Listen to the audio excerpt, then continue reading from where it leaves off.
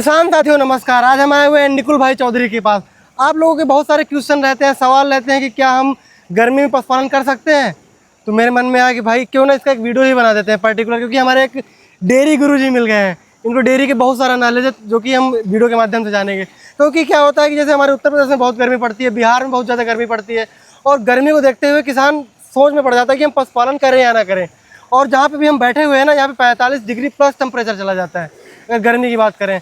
और यहाँ पे भैंसें भी पाली जाती हैं, गाय भी पाली जाती हैं। और सबसे खास बात यह है कि भैंसों की मिल्क कैपेसिटी की बात करें तो 18+ लीटर की भैंसें रहती हैं और गाय 30+ की गाय रहती हैं।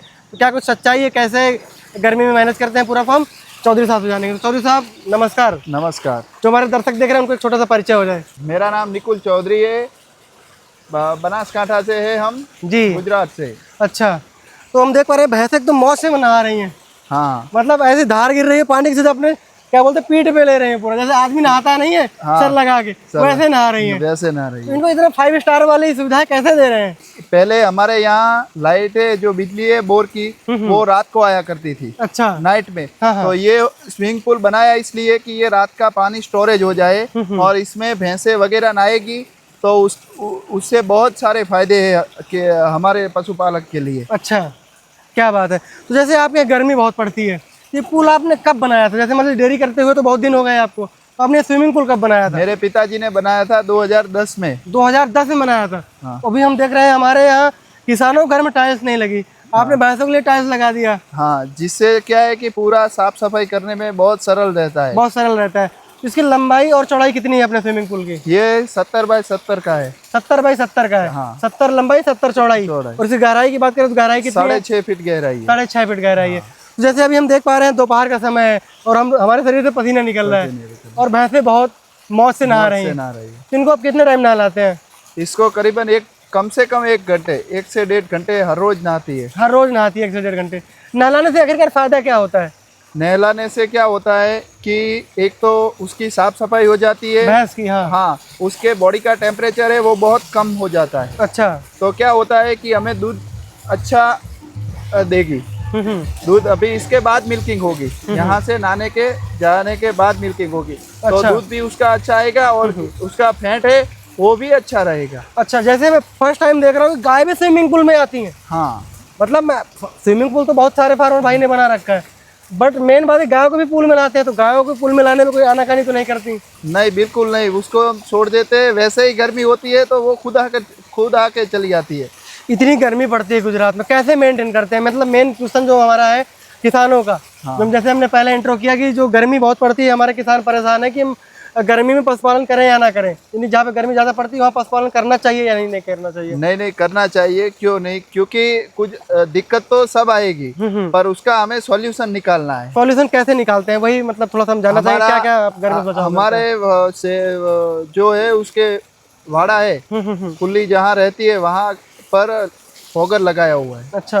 इसमें जो HF है, जो होलिस्टाइन फ्रिशियन गाय, जो फॉरेन गाय है, उसको हम सुबह भी 10 बजे नहलाते हैं और शाम को भी 5 बजे के 5:30 बजे के आसपास वो नहाने आते हैं। अच्छा, 5 बजे नहाने। तो जैसे अगर आपका अनुभव बताया जाए, जैसे अगर पशुओं को ना नहलाएं हम, हाँ, तो क्या नुकसान होते हैं? और पशुओं को नहलाने के तो आपने फायदे बताया कि पशु एक तो क्लीन हो जाता है और दूध की उत्पादन भी बढ़ जाती है। हाँ। तो अगर नहीं नहलाते तो क्या मतलब कि दूध में इजाफा होता है? क्या कुछ उसको नहीं नहलाने से क्या है, उसके थनों की बीमारी भी रहती है, उसकी साफ सफाई नहीं होती है सही तरह से, तो वो उसका थन है मास्टरटाइज होने के प्रश्न पे हाँ ज़्यादा रहता है।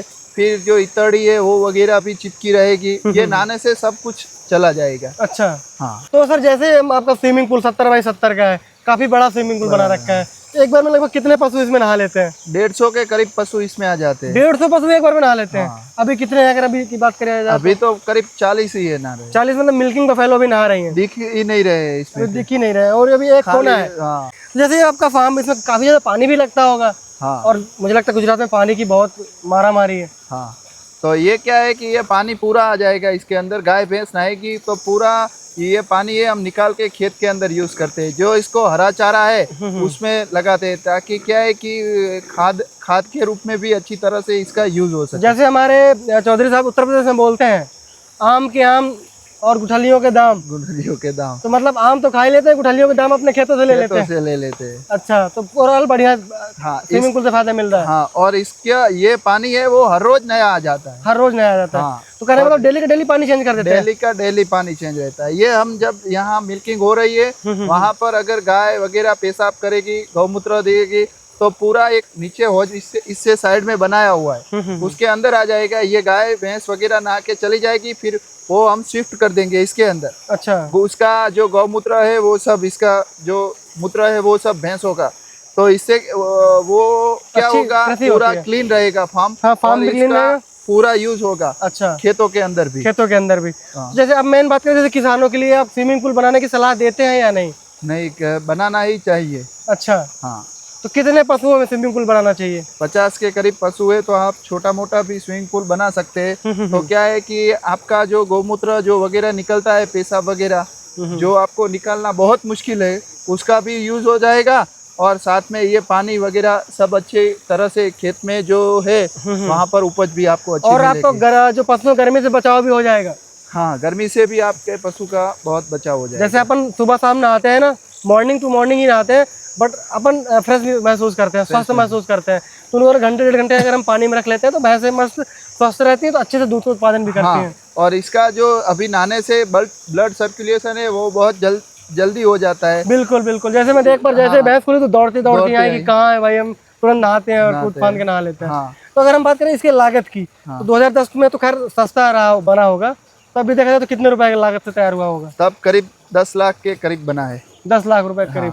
अगर अब इसको बनाते हैं, अभी तो बहुत महंगा हो जाएगा। अब तो बहुत महंगा हो जाएगा। जैसे उस टाइम का कंस्ट्रक्शन बहुत दिन का कंस्ट्रक्शन हो गया। अगर हम कंस्ट्रक्शन की बात करें तो उस टाइम में जैसे आप फादर साहब ने करवा दिया था, कुछ आपको लगा नहीं हमारा कुछ गलत कंस्ट्रक्शन हो गया हो या कुछ ऐसा टाइप का? नहीं, बिल्कुल नहीं।